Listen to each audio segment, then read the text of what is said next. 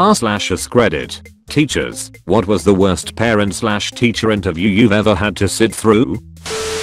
I used to teach senior English for 10 years. It was pretty much the only class anyone had to absolutely take senior year, unless they were behind on their 3 math or science courses. The course was specifically British literature and I tried to make it as interesting as possible for students. I tried to challenge students and prepare them for college level work, but I also allowed students to turn in late assignments for points off. My district also unofficially required us to accept late work as failed students equals LESS funding. I posted all assignments on the class website for all students to access in the event of an absence, held tutorial once a week, updated my online grades weekly, and contacted parents when students were failing.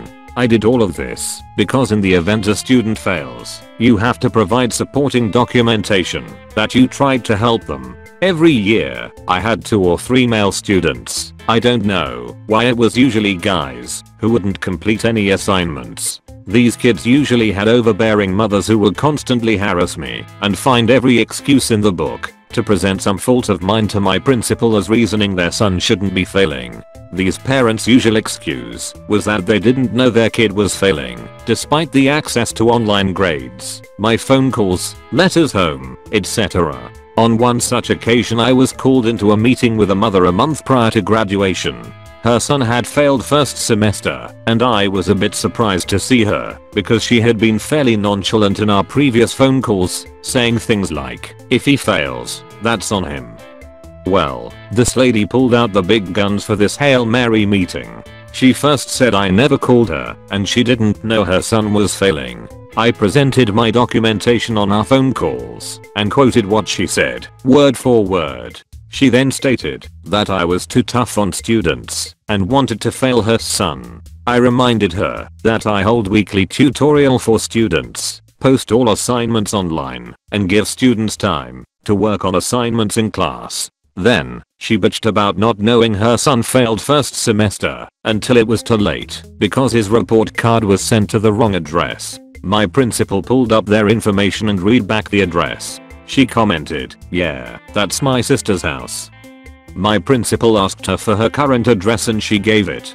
He paused, then said, "Ma'am, your address is outside of our attendance zone." Realizing the mistake she made, the lady got quiet for a moment then snapped, "My son will make up all of the work he owes for your class and attend every tutorial for the remainder of the year," and he did.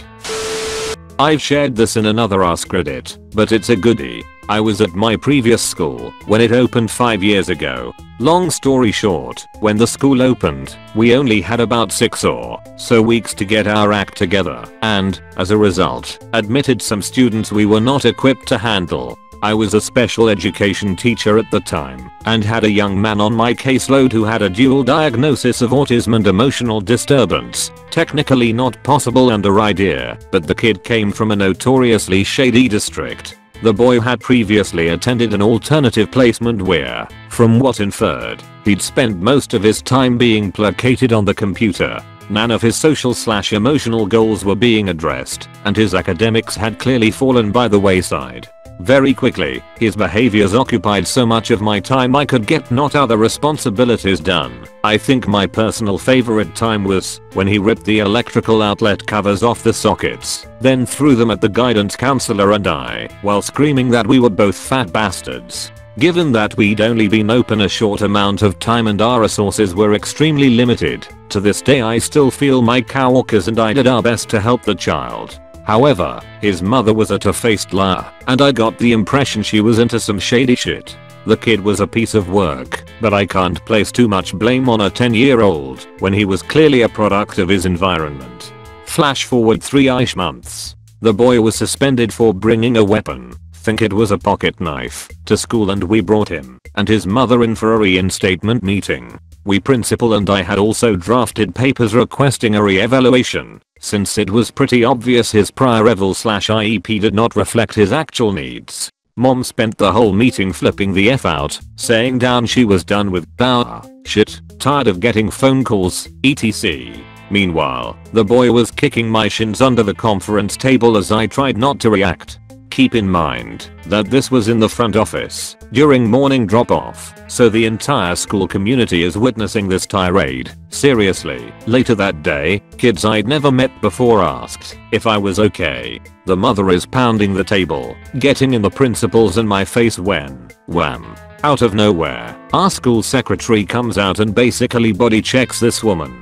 The secretary then dragged her from the building, screaming, "You need to leave now." The son follows suit and he and mom drive off. We called the police. I had to give a statement, and I spent the next 10 days in fear that he and his mother would return to school before we could officially drop him from our roster. I teach 7th grade math and my worst parent-teacher interview happened this year. We have 2 meetings, one in November and the second one in February. I have met the mother of this student in November. Her son was failing, and she wanted to know why. I explained to her that her son wasn't answering all the questions of his tests. Almost half of the questions were blank. I even showed her his last test. That interview went alright. Then I noticed that this student was starting to show more difficulties. He was the only one that wasn't improving. I wrote her an email explaining the situation. I told her every I had done since our meeting and expressed my concerns. She never answered me. Instead, she and her husband took a meeting with my boss to complain about me. He took my defense and asked me to call them back, which I did. She seemed upset for reasons unnecessary for the story of this thread, but she accepted my explanations in the end. Then came the second meeting. She arrived with her husband. Their son was still failing, and his grades had dropped since the first meeting. I don't remember every detail of this meeting, but I wasn't even able to put a word. The father was complaining, and complaining. He was complaining about absurd things like that my tests are too long. When I was able to say something and would show him that he was wrong in what he was accusing me, he would change the subject and find something else to complain. The thing you need to understand is that he was really aggressive. Even though I'm a man myself, I wasn't feeling too good. His voice was rising. He was clearly getting angrier because he didn't like any of my answers. Instead of being mad about his son, he was mad about me. Like I said, I teach math, and I give a lot of homework. My students start their exercises in class and they have to finish it for the next course. So if they finish in my class, they don't have any homework, or they have a 10 to 15 minutes homework to finish at home. Each time a student didn't finish/do a homework, I give them a 30 minutes detention. I always worked that way. So the parents were complaining that I once said that the homework of their child wasn't done because he didn't do his steps, he only wrote his answer on 3 numbers. I explained to them that I have asked since September to my students to always show me their steps, or they could have simply copied their homework or simply wrote anything to make me think they did their homework. Then the father started to complain that it wasn't written on the exercise. Leave your steps. At that moment I realized there was nothing to do with them, and I asked them to leave. They were shocked, and I had to insist a few more times. I had a student on an IEP, individual education plan, for his TB, traumatic brain injury. The kid was in SPED and was making decent progress. I always worked with him where I could, and at times bent over backwards to ensure he'd graduate. Unofficial district policy was that we were not allowed to fail SPED students. Even if they did absolutely nothing, they still got a D and passed along. His senior year he decides he is embarrassed by the SPED label, and he and his mother set up a meeting with our SPED coordinator and principal to remove his SPED status. Both school officials worked their asses off trying to convince them that this was a bad idea, but his mind was made up. He wouldn't come back to school unless we removed the classification. Full disclosure, I work at a shockingly progressive and small rural school. The entire high school has about 60 people, and while people were aware of his TB, no one ever teased him for it or treated him harshly. He had a schedule that was indistinguishable from other high school students. It's not like he was spending giant portions of time in the SPED room or with the coordinator. So he's no longer SPED and loses about 90% of his modification and accommodations. This is where the fun starts. Almost immediately, he is doing terribly. Borderline failing classes, not doing work, can't keep up with the demands that his peers deal with. After a few weeks the mom calls me and she's absolutely livid. I'm targeting her son. trying to fail him, and I refuse to allow him his modifications and accommodations. Reminder, he doesn't really have any anymore. I forward it up my chain of command and they gently remind her that they literally fucking chose this after being advised not to. Mom isn't happy, but agrees to work with us, monitor him more closely, and get him through senior year. A few weeks later he still isn't doing well. Mom wants a meeting with me, the principal, the SPED coordinator, the school counselor, and the super. Now the problem is that my English workload is too much and unfair to him. I've already been giving this student unlimited time on any assignment he's doing. All he has to do is talk to me and let me know he needs more time, but this isn't enough. Mom demands that he gets unlimited time to do his work and that he only has to do half of each assignment I give out. My admin has my back and basically tells the mom to go fuck herself because I'm already bending over backwards for a student who elected to make school more difficult. Fast forward another few weeks, and I'm talking to my principal when the mom happens to call. My principal can tell the call will likely be about me and has me sitting on it silently. The mom apparently decided that it was Hail Mary time. The mom tells the principal that I called her son a fucking retard in front of the whole class and that he's so embarrassed that he can't possibly return. She starts demanding the school pays for online courses to make up the credit without having to go to my class. Goes on about how I've refused to help him when he asks for help, that I'm inflexible and won't work with him, and that I'm intentionally grading him harder than his peers. Admin starts an immediate investigation, locks him down in an office without his phone and starts pulling in his classmates one by one. They question each student about how I'm in class and how I treat the student in question. No one says a single thing that comes close to verifying any of the claims made by his mom. Admin comes down hard on this mom and tells her that they can pay for online courses or they can apologize to me and keep coming to my class. They chose to apologize to me. Getting here very late, and this is a bit long, so it'll probably get buried.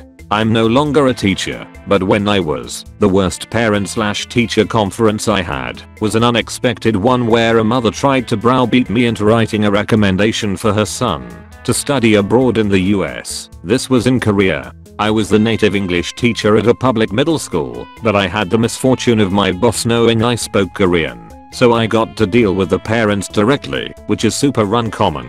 She walked in wearing a floor-length fur coat and a 2-carat diamond ring and tried to talk down to me. Anyone familiar with the Korean language will know what I mean by this, since she was rich and I was just a teacher. She told me that I had to write her son a recommendation for a fancy private high school in the US because his other English teacher retired and I was the only one who had him as a student. Saying that the kid was a bad student would be an understatement. He was a rich kid who knew he had it made, so he never did any work. He slept in class daily, harassed other students when he wasn't sleeping, and barely passed his English final with a C. He couldn't speak a full sentence and could barely write his name. I told her that I couldn't write him a recommendation, and she went apoplectic with rage. She started yelling at me, calling me names, told me I was worthless, etc. My supervisor had to step in because she could tell I was going to stop being typically Korean, polite, and start being typically American, blunt. Finally, after a bit of back and forth with my supervisor that got nowhere, I told the woman to call her son and make him come to the school right now. They lived in the fancy multi-million-dollar apartments maybe 5 minutes away. He came in, I sat him down, and gave him a speaking test in front of his mother. He couldn't understand or answer a single question. After a few minutes, she turned bright red, grabbed her son, and huffed out. I heard her yelling, "I thought you told me you were good at English." On the way out, he ended up going somewhere in the US, but he was back in less than a semester because he couldn't handle it. A few years ago I was working as a long-term substitute for high school social studies. Long-term subbing is a lot different than day-to-day because you are essentially the teacher of record for as long as you have the class, in my case 3 months. I had a female student who was absolutely terrible in my sophomore world history class. She was very disruptive, often talking during lessons, and when she wasn't doing that, she was glued to her phone. Obviously her grade was terrible, and she was a rising star in softball, so her grades were a big concern for the school. Eventually I had to assign her detention for her repeated classroom disruptions. The next morning as I'm preparing for first period, I get a call over the intercom to come to the office. I'm told that the student and her father are waiting for me. This was about 10 minutes before the start of the first class. No admin had arrived on site yet, so the secretary, who was brand new and has since apologized for this, told me to use one of the assistant principal's offices to talk to the student and parent. This girl's father was furious, but it wasn't for the reason I thought it would be. He explained to me that once he heard that his daughter was assigned detention with a male teacher, he had to intervene. He told me that as someone in the corporate world, he would never put himself in a situation where he was alone with a female. I explained to him that we had several precautions against impropriety. I always left the door open when it was only one student in the room, and each classroom at this school was connected to at least 5 others by a common workroom in the back.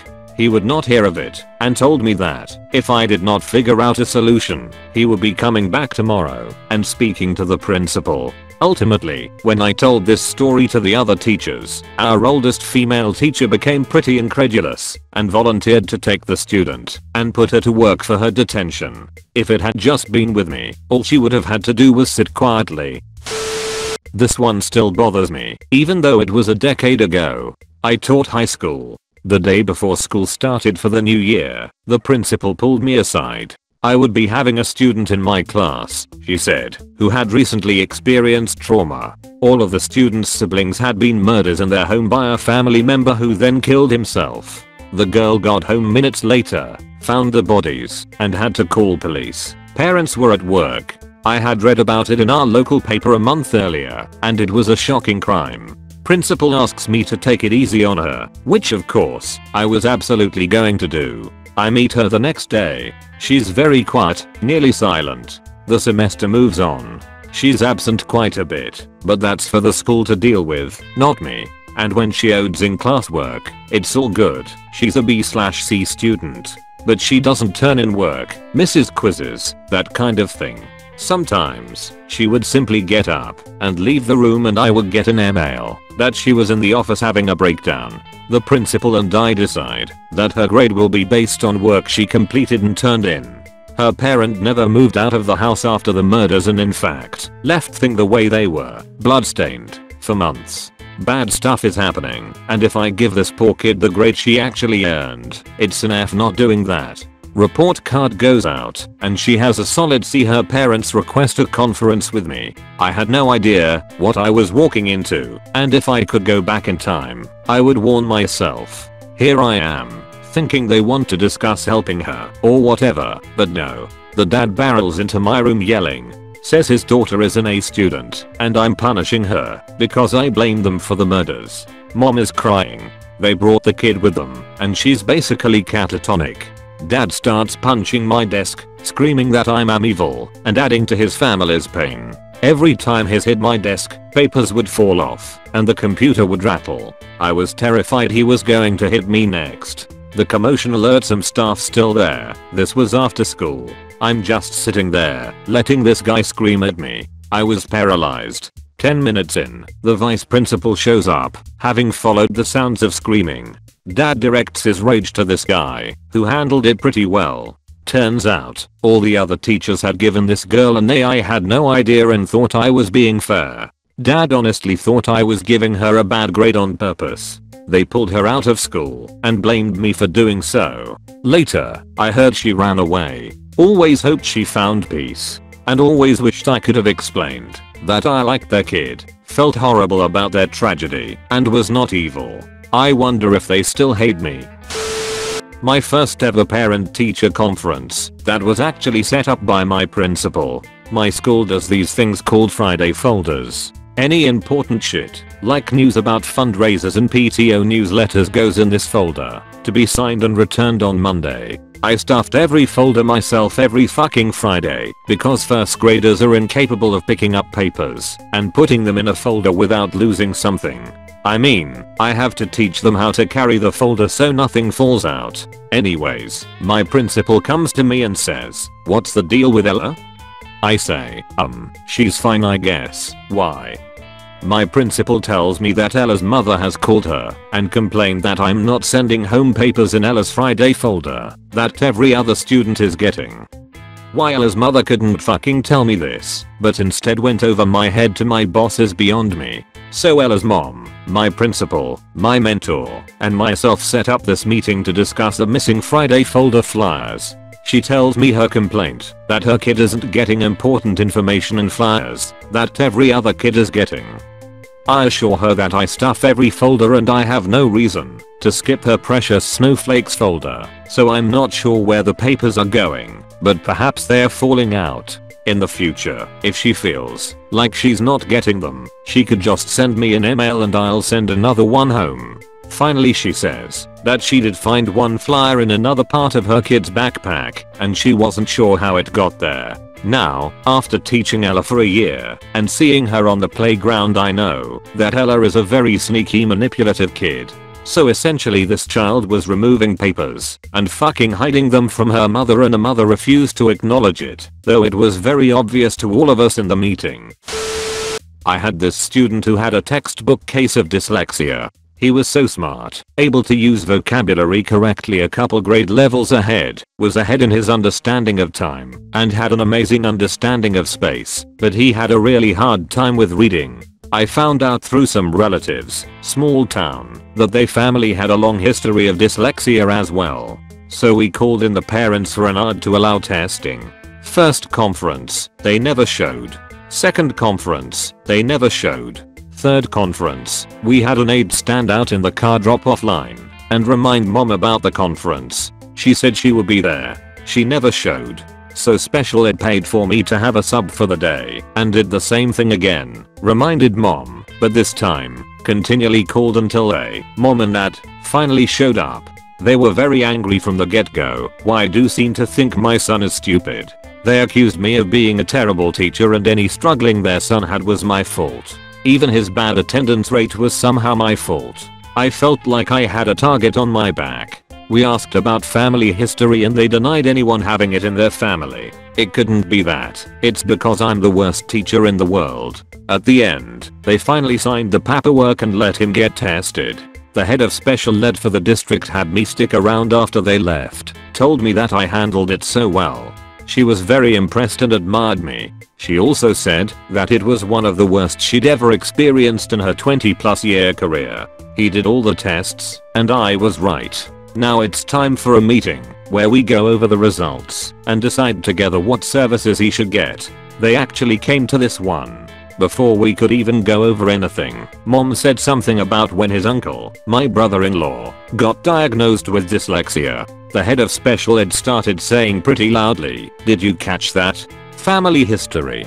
It's very important that we document family history." They tried to argue with the results, but eventually gave in to allowing him the help he deserves. At the end of the year they gave me a card that started with, "I know we didn't always get along," and, somewhere in there, actually said, "I didn't like you, but there was a gift there too, so that's cool I guess." Our worst parent-teacher interview happened last week, and the parent wasn't even there. Note, our school is unusual in that it only operates one day per week. Basically, an assessment task was scheduled on the last day of term and he wasn't there. The office ladies asked me to call his house to see if he could come in and explained that if he didn't he would not have enough units to gain a HSC. Mum answers the phone and explains Stefan is not there because he has gone to work with his father for some reason. I explained how important it was that he was present, and she suddenly realized that her son was still asleep in bed, which she may have known already. She puts her son on the phone and I explained he needed to get his ass to school as soon as possible. He said he thought he was on holidays and couldn't come to school because his dad had taken the car to work and public transport would not get him to school in time.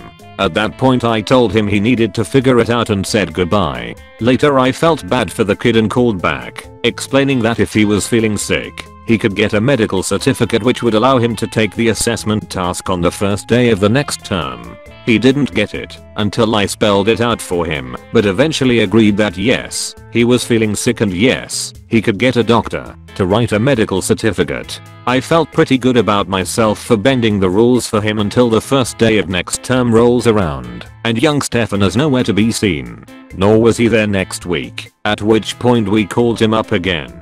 He hadn't bothered to get a medical certificate and wasn't able to come last week because he had to go to a baby shower. Yes, really. We asked to speak to his father, who he put on the phone, although we are sure it was just Stefan with a different voice, and tell him to come in with Stefan to discuss his enrollment. Turns out we had only been gifted with his presence for a single day last term. Soon Stefan walks through the door, but we immediately detected a distinct lack of dad. Somehow, in the meeting with the principal, he avoided the expulsion he so richly deserved and has promised he will come in next week to do the assessment task along with a fistful of medical certificates. I doubt we will be seeing him again.